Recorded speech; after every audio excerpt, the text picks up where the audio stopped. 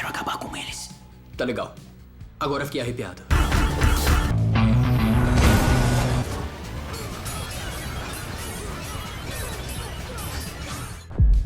Na primeira vez que eu vi Scott Pilgrim contra o Mundo, eu achei que era só um filme divertido sobre um cara lutando contra os ex-namorados da garota que ele ama. Um filme estiloso, rápido e cheio de referências e de humor nerd. Eu vou te deixar em paz pra sempre, tá? Valeu. Mas anos depois, eu percebi que Scott Pilgrim é muito mais do que isso. É uma das obras mais brilhantes e mal compreendidas do cinema alternativo. Nesse vídeo, vamos explorar as curiosidades, detalhes nos bastidores e entender o que torna esse filme tão único.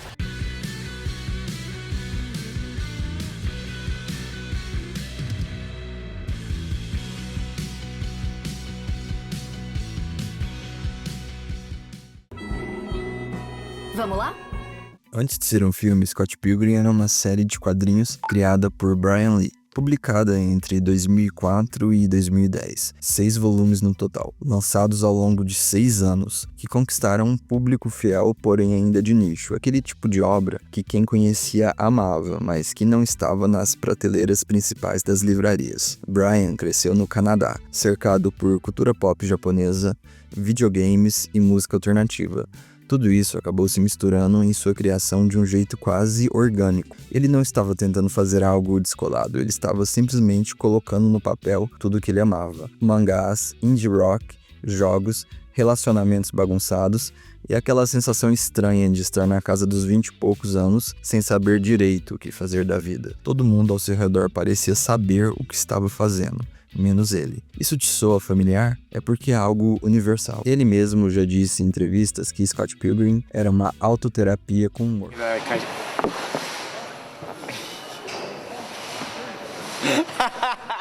O sucesso dos quadrinhos chamou a atenção do diretor Edgar Wright, que já vinha de 2 filmes de comédia brilhantes, Todo Mundo Quase Morto e Chumbo Grosso. Quando ele leu Scott Pilgrim, foi amor à primeira vista. Wright viu no material uma chance de unir 2 paixões: o ritmo frenético da comédia e a estética alucinada dos videogames. Ele queria que o filme tivesse a pegada e o estilo de um jogo de luta antigo, mas que ao mesmo tempo te fizesse rir Se eu disser sim, recebe a maldita encomenda? e refletir sobre as suas próprias escolhas amorosas. O mais impressionante é que o diretor começou a filmar muito cedo, quando as histórias em quadrinhos mal tinham começado. Só 3 volumes existiam. Mesmo sem saber o final, ele e o autor trabalharam juntos para capturar a essência e manter o espírito original. Um outro detalhe que vale a pena mencionar é que Edgar Wright iria cortar a cena de abertura do filme, mas Quentin Tarantino não deixou ele fazer isso. Vale lembrar que Edgar Wright é o mesmo diretor de Baby Driver e Last Night in Soho. Ele tem uma marca única, cortes rápidos, humor visual, trilhas que contam histórias e uma obsessão com detalhes que faz você descobrir coisas novas a cada vez que assiste o filme. Wright é um dos mestres do que se chama comédia visual, onde o humor não vem somente dos diálogos, mas da própria linguagem cinematográfica. Em Scott Pilgrim, ele atingiu o auge dessa linguagem, um filme que parece falar naturalmente a linguagem de uma subcultura nerd. E ele fez tudo isso sem usar CGI em excesso. As lutas são reais, coreografadas e praticadas. Os atores treinaram por meses. Os efeitos visuais servem para aumentar a realidade, não para substituí-la. O resultado é um filme que envelheceu muito bem. Eu nunca beijei um cara. Tudo bem. Eu também não. E para interpretar Scott, ninguém melhor do que Michael Cera. Naquela época, ele já era conhecido pelos papéis de garoto tímido e meio desajeitado em filmes como Superbad e Juno. Ele tinha se tornado o cara para personagens constrangedores, aquele tipo de humor que a gente conhece bem. So guess what? What? I don't know. I'm pregnant.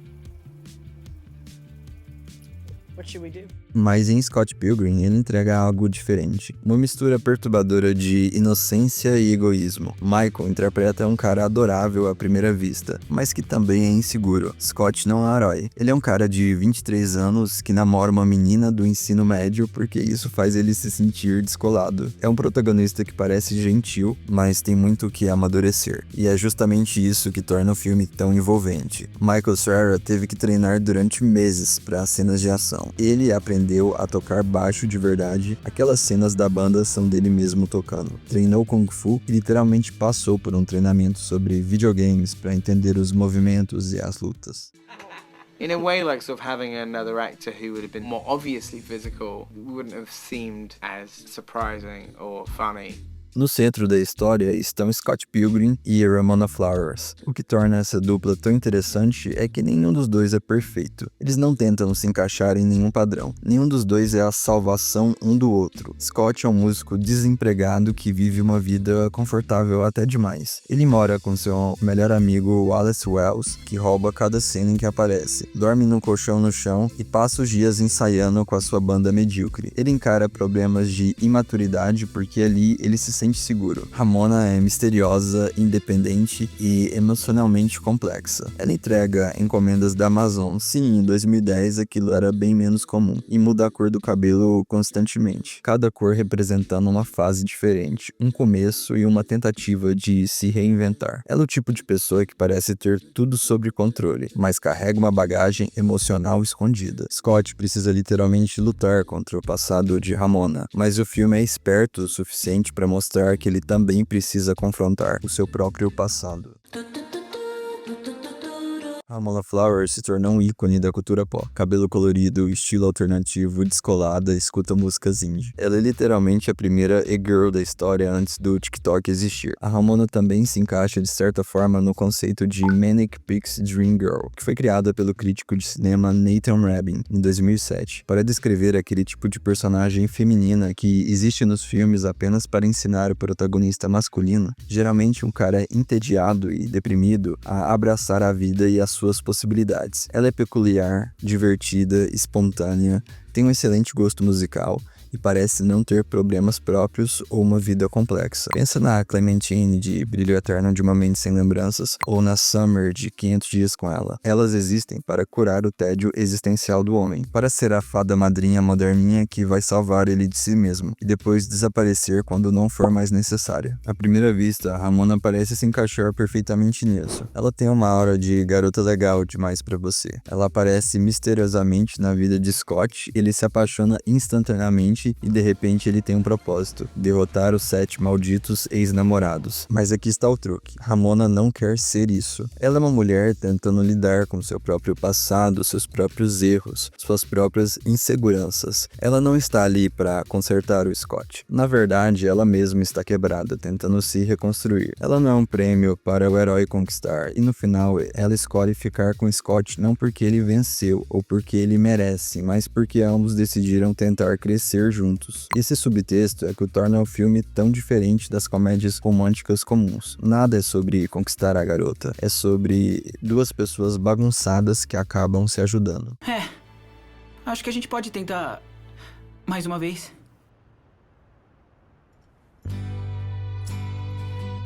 O filme é uma overdose de referências, de Street Fighter a Zelda. Cada transição, cada efeito sonoro, cada corte, isso torna o filme muito interativo. O diretor usa edição e som como armas narrativas. Os cortes têm ritmo musical, os textos aparecem na tela como em um mangá, e o próprio design de som vira parte da comédia. Quando alguém abre uma porta, você ouve o som de uma porta de Zelda se abrindo. Quando alguém é derrotado, explode moedas como nos jogos. Mas essas referências não são à toa. Elas servem para mostrar como Scott enxerga o mundo, como um jogo onde ele é o herói, onde tudo faz sentido através de uma mecânica simples: derrotar os chefões, ganhar a garota e passar de fase. E tem curiosidades incríveis que tornam a produção ainda mais fascinante. O filme teve mais de 300 efeitos visuais por cena. Não estamos falando de CGI pesado, estamos falando de efeitos práticos, como por exemplo no confronto final as moedas que caem no chão são reais, assim como vários outros efeitos durante o filme. Ramona muda o cabelo 3 vezes durante o filme.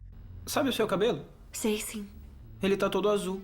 Eu mudo a cor do cabelo a cada 1,5 semanas, você costuma. Azul, verde e roxo, representando as 3 fases do relacionamento com Scott. E o roxo simboliza a novidade e o encantamento. O verde, ciúme e confronto. O azul simboliza a aceitação e amadurecimento. É uma metáfora visual simples, mas brilhante. Cada um dos 7 ex-namorados representa um estágio do amadurecimento emocional de Scott. Não é coincidência que a ordem das lutas funcione como uma jornada progressiva. Os atores treinavam com os dublês de Kill Bill, ensaiavam batidas musicais e até aprendiam acrobacias. É por isso que as lutas são tão fluidas. E, falando em trilha sonora, precisamos falar sobre a atriz Brie Larson. Sim, a mesma que anos depois se tornaria a Capitã Marvel. No filme, ela interpreta Amy Adams, a ex-namorada de Scott, que agora é uma estrela do rock. Em uma das cenas mais memoráveis do filme, ela canta ao vivo a música Black Sheep, da banda canadense Metric. E o mais interessante é que ela voz poderosa dela mesma. Larson gravou a música de verdade e até a banda lançou uma versão oficial com os vocais dela. Fazer um filme é geralmente um caos. É acordar às 5 da manhã, é repetir a mesma cena 40 vezes, é ficar horas em pé, mas em Scott Pilgrim, todo mundo que trabalhou nesse filme fala a mesma coisa. Foi uma das experiências mais divertidas das suas vidas. Como o cineasta conseguiu isso? Primeiro, ele escalou as pessoas certas, não só atores talentosos, mas pessoas jovens, engraçadas, que realmente tinham a idade dos personagens. Michael Cera tinha 22 anos, Mary Elizabeth Winstead tinha 25. E o diretor também criou um ambiente onde todo mundo virou amigo de verdade. Tanto que 13 anos depois, quando ele mandou um e-mail pro elenco perguntando se queriam participar da série da Netflix, todo mundo respondeu em 3 horas. Todos toparam na hora, e a química entre o elenco é real. As piadas funcionam porque eles realmente estavam se divertindo. E tem outro detalhe curioso, o filme é cheio de nomes que só estouraram depois. Brie Larson virou a Capitã Marvel, Chris Evans virou o Capitão América, Aubrey Plaza se tornou um grande nome da comédia, fazendo participações em séries como The White Lotus. E Wright é daqueles diretores que não se leva a sério demais. Fazia piadas e dançava junto com o elenco. Tem uma frase dele que resume tudo. Is that you should only make the films that you want to make, not the films you think you ought to make. E é isso que diferencia Scott Pilgrim de tantos outros filmes. Quando o filme estreou em agosto de 2010, Scott Pilgrim contra o Mundo fracassou nas bilheterias. Um orçamento médio de 85 milhões de dólares arrecadou pouco mais de 47 milhões mundialmente. Foi um desastre comercial que deixou a Universal em pânico. Mas por quê? O filme tinha tudo, um elenco jovem e carismático, um diretor aclamado, uma estética única e um marketing agressivo. O que poderia dar errado? Vários fatores. Primeiro, o filme era muito nichado. Ele exigia que o público entendesse as referências de videogames clássicos, cultura indie. Segundo, competiu diretamente com Mercenários 3 e Comer, Rezar e Amar no mesmo fim de semana, que são públicos completamente diferentes. Terceiro, 2010 ainda era cedo demais, a estética de videogame no cinema ainda era vista como coisa de nerd e não como uma cultura popular. Mas o tempo fez justiça. Com o lançamento em DVD, Blu-ray e depois em plataformas de streaming, o filme encontrou seu público. Hoje, mais de uma década depois, Scott Pilgrim é estudado em faculdade de cinema como um exemplo de inovação narrativa. É citado como uma das obras mais influentes da década de 2010. Inspirou uma geração inteira de criadores, de séries animadas a videogames indie. E em 2023 ganhou uma adaptação em anime pela Netflix, que expandiu ainda mais o universo e trouxe novas camadas para a história. O filme, que foi um fracasso comercial, virou um filme cult moderno, porque as melhores obras costumam estar à frente de seu tempo. Eu comeria pão de alho a minha vida toda sem parar. Ia ficar gordo. Não, porque eu ficaria gordo. Porque pão engorda.